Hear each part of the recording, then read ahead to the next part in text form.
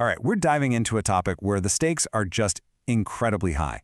We're talking about problems that are microscopic, but the consequences, they are absolutely systemic.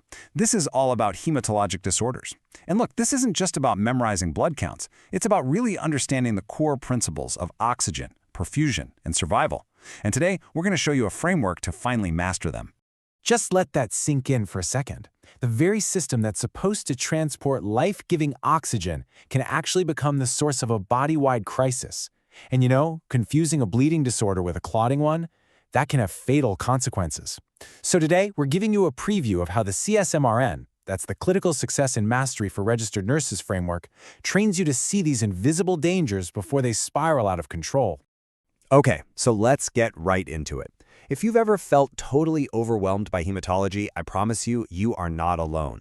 It's a notoriously tricky subject, mainly because you're trying to visualize these tiny processes you can't even see, all happening in a system that touches every single organ in the body.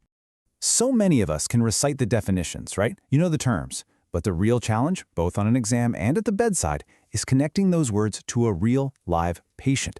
It's all about making that leap from just memorizing facts to actually interpreting what's going on. And that right there is why having a solid framework is so essential. So let's start with one of the biggest points of confusion out there, clotting versus bleeding. I mean, they seem like complete opposites, but some of the most dangerous conditions actually involve both.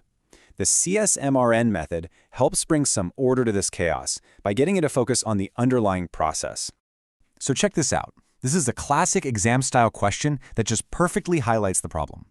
You're seeing both clotting and bleeding. So, are these two separate issues happening at once, or is there something bigger going on? This is a pattern, and your job is to recognize it. And this is where it all clicks. The key isn't just to list the symptoms, it's to understand the sequence of events. You're seeing a single catastrophic process that's just unfolding in two distinct phases. This table right here breaks down that whole paradox of DIC, or Disseminated Intravascular Coagulation. So look at phase 1 on the left. The system basically goes into overdrive, creating tons of tiny clots that start blocking off blood flow. But then, look what happens in phase 2 on the right. The system just gets exhausted. All those clotting factors and platelets get used up, and that leads to uncontrolled bleeding. See? It's not two different problems. It's one deadly domino effect. All right, let's switch gears to our next big area and see how this all connects. Anytime we talk about blood problems, we have to be thinking about oxygen. And the most common way an oxygen transport problem shows up is, of course, anemia. You see this classic trio of symptoms all the time in clinicals and on exams. But what are they really pointing to? Fatigue, looking pale, shortness of breath. These are all alarm bells telling you that the body's tissues are literally starving for oxygen. So the real question isn't just what condition is this, it's what fundamental process has failed. Now this is the CSMRN definition of anemia, and I want you to notice something really important. The focus isn't just on having a low red blood cell count. It's way broader than that. It's about the inability to transport oxygen.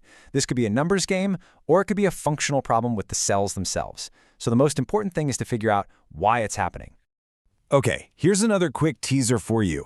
We know the issue is oxygen delivery, and the big clue here is low production coming from the bone marrow. Right away, that helps us slash through a long list of possible anemias and start narrowing things down. This slide is just a perfect example of the framework in action. Instead of trying to memorize 3 totally separate lists of symptoms, you organize them by the root cause. So you ask yourself, is it a production problem, like an aplastic anemia where the bone marrow factory is basically shut down? Is it a key ingredient problem, like an iron deficiency anemia where you can't build working hemoglobin? Or is it a different production issue, like in pernicious anemia where a B12 deficiency is messing everything up?